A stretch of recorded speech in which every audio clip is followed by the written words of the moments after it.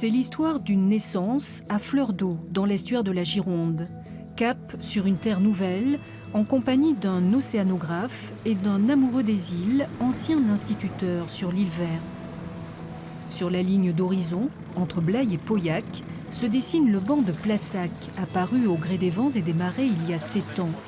Une île en formation qui subit régulièrement l'influence décisive des éléments.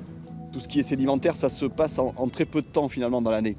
En quelques jours, quelques dizaines de jours dans l'année, on a les événements majeurs qui vont marquer le paysage.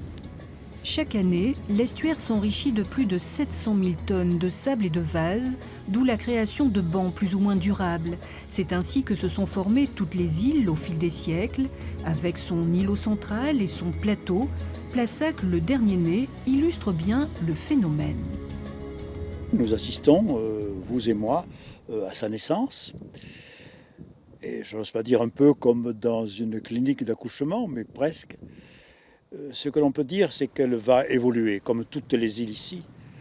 Elles n'ont pas une vie fixe, stable, presque éternelle. Et voilà, c'est vraiment ce qu'on appelle la crème de vase.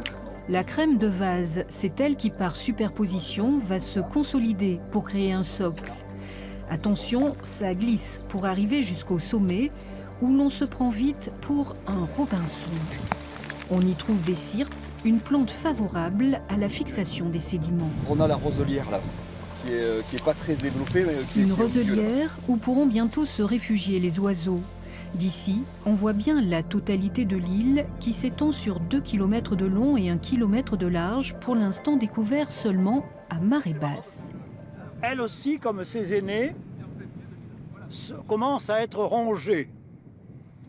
Il faut être déjà une vieille île pour être rongée. C'est relativement stabilisé, mais on voit que sur cette dernière année, la partie émergée totalement est plutôt en régression. Alors est-ce que ça va continuer? Ça, c'est difficile à dire, parce qu'elle est en régression au nord et elle est en léger engraissement au sud.